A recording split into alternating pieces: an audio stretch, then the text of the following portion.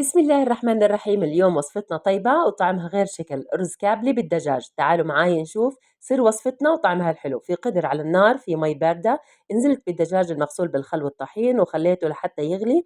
راح نشيل الريم وبعدين راح انزل بالبهارات الصحيحة المتوفرة عندكم: بصل، ورق غار، قرفة، كركم، ينسون نجم، مسمار، لومي، خلنجان وهيل، ونتركه حتى ينسلق نص سلقة. في قدر ثاني على النار راح أنزل بملعقة كبيرة سمنة، بصلة مفرومة ناعم، وعندي مزيج الزنجبيل مع الثوم، وراح أنزل بقشر البرتقال، راح يعطي نكهة ولا أطيب.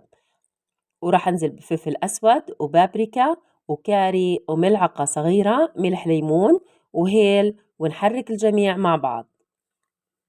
وراح نكمل الخلطة الرائعة بملعقة كبيرة من معجون الطماطم، ونخليهم حتى يتحمسوا، وبننزل بكوبين طماطم فريش مخلوطة بالخلاط.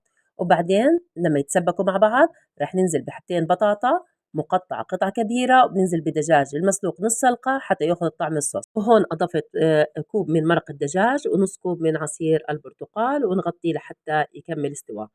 أما ماء السلق الدجاج صفيته وراح أنزل بملعقة كبيرة ملح. لما راح يغلو راح أنزل بالأرز وأخليه حتى يغلي غلوتين، وأصفيه وأتركه على جنب. راح نكه الصوص بمكعبين من مرق الدجاج ماجي، وأشيل الدجاج وأحمره بالفرن أو أقليه. بعد ما حمرت الدجاج راح أتركه على جنب، وهيك عندي الصوص جاهز.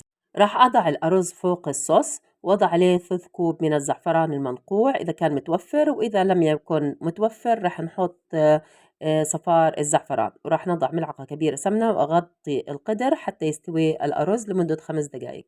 بصراحة كانت نكهة الرز كثير طيبة وحلوة، وكانت من أطيب وصفات الأرز. وهيك وصلنا لنهاية وصفتنا.